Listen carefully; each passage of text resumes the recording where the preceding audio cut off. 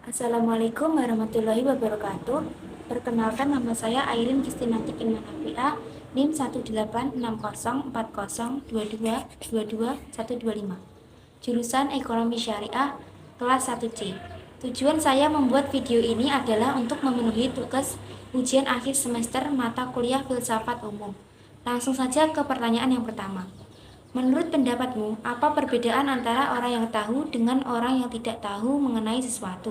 Berikan contoh dari penjelasan tersebut. Orang tahu adalah orang yang memiliki pengetahuan. Pengetahuan adalah merupakan hasil dari tahu, dan ini terjadi setelah orang melakukan penginderaan terhadap suatu objek tertentu. Pengetahuan merupakan domain yang sangat penting untuk terbentuknya tindakan seseorang. Orang yang tahu adalah orang yang sadar, sehingga dapat mengadakan keputusan. Contoh, tahu rasanya madu manis. Bagaimana cara mengetahuinya? Yaitu dengan cara mencicipi madu tersebut. Sedangkan orang tidak tahu adalah tidak sadar akan dirinya, sama dengan tidak tahu akan dirinya. Contoh, orang yang sedang pingsan. Pertanyaan kedua, jelaskan fungsi, subjek, objek filsafat ilmu dalam pendidikan dan kebutuhan hidup manusia. Yang pertama, fungsi filsafat. 1. Sebagai alat mencari kebenaran dari segala fenomena yang ada. 2. Memberikan ajaran tentang moral dan etika yang berguna dalam kehidupan. 3. Menurut Radhakrishnan, tugas filsafat bukanlah sekedar mencerminkan masa di mana kita hidup, melainkan membimbingnya. Fungsi filsafat adalah menetapkan nilai, menempatkan tujuan, menentukan arah, dan menuntun ke jalan yang baru.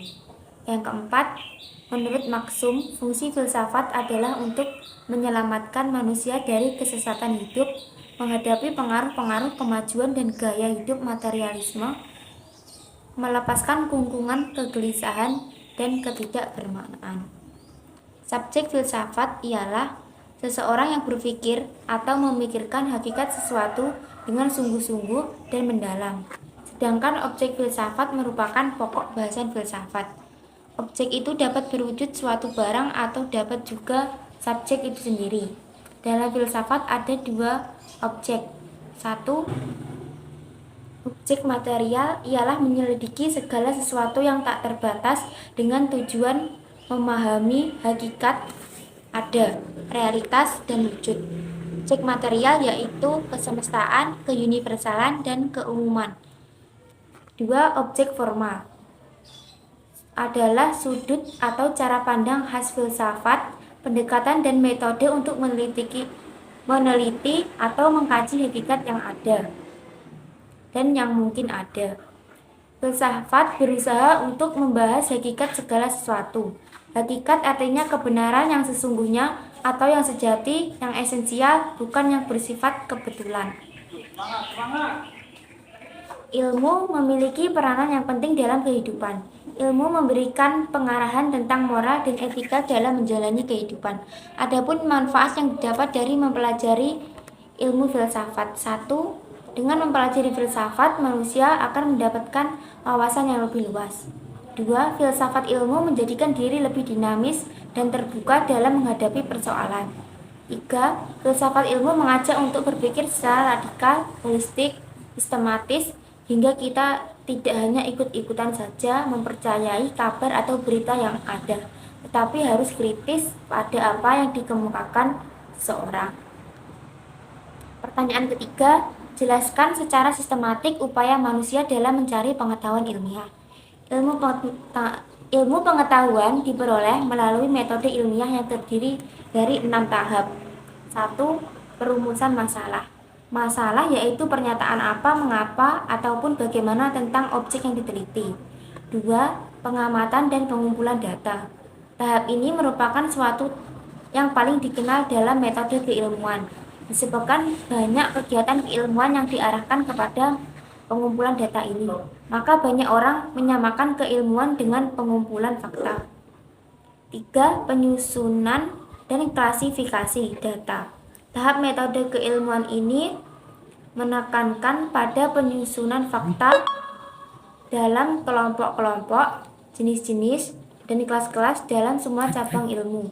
Untuk usaha untuk mengidentifikasikan, menganalisis, membandingkan, dan membedakan fakta-fakta yang relevan tergantung kepada adanya. 4. Perumusan hipotesis. Hipotesis adalah dugaan atau jawaban sementara terhadap permasalahan yang sedang dihadapi. 5. Deduksi dan hipotesis. 6. Tes pengujian hipotesis. Bertujuan untuk melihat fakta-fakta yang mendukung hipotesis tersebut.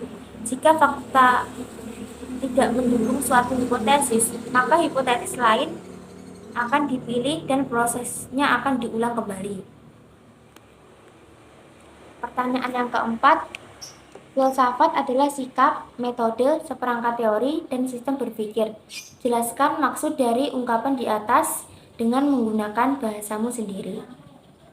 Filsafat adalah sikap. Filsafat merupakan sikap terhadap kehidupan dan alam semesta. Bagaimana manusia menyikapi hidup dan alam sekitarnya. Filsafat yang terus-menerus mencari kebenaran suatu konsep atau teori melahirkan sikap kritis manusia yang selalu bertanya mengenai segala hal. Adapun sikap yang harus dimiliki oleh seorang ilmuwan. 1. Teliti. 2. Memiliki rasa keingintahuan yang tinggi. 3. Menghargai orang lain atau toleran. 4. Tidak mudah putus asa. 5. Jujur. 6. Disiplin. Filsafat adalah metode dapat diartikan sebagai 1. Filsafat ilmu merupakan metode atau cara-cara penulisan karya ilmiah atau penelitian. 2. Filsafat ilmu melakukan kajian kritis konsep atau teori ilmu dan memeriksa asumsi untuk memperoleh kearifan dan keakuratan sehingga diperoleh landasan kebenaran yang kuat. 3. Filsafat ilmu adalah filsafat yang tanpa henti untuk melakukan penelitian untuk mencapai kebenaran. Filsafat memberi landasan pemikiran untuk perkembangan ilmu pengetahuan. Sedangkan filsafat adalah sebagai seperangkat teori dan cara berpikir. Berpikir secara filsafat adalah berpikir secara mendalam sampai hakikat atau berpikir secara koheren, global atau menyeluruh. Atau berpikir yang dilihat dari berbagai sudut pandang pemikiran atau sudut pandang ilmu pengetahuan. Berpikir yang demikian ini sebagai upaya untuk dapat berpikir secara tepat dan benar serta dapat dipertanggungjawabkan. Berpikir dikategorikan filsafat jika mengandung 3 ciri, yaitu radikal, sistematis, dan universal. Pertanyaan yang terakhir, menurut pendapat Anda, bagaimana sebaiknya ilmu dikembangkan? Apakah ilmu dapat dikembangkan secara bebas atau ilmu dapat dikembangkan terkait dengan nilai? Kemukakan argumen Anda. Menurut saya, ilmu dikembangkan bebas nilai agar ilmu pengetahuan itu murni dan tidak ada campur tangan dari luar, dan agar ilmu pengetahuan itu tidak mengalami distori atau tunduk kepada ilmu lain. Bebas nilai artinya setiap kegiatan ilmiah harus didasarkan pada hakikat ilmu pengetahuan itu sendiri. Ilmu dikembangkan tanpa memperhatikan nilai-nilai dari luar ilmu itu sendiri, tanpa mempertimbangkan masalah politik, agama, ataupun moral. Sekian dari saya. Wassalamualaikum warahmatullahi wabarakatuh.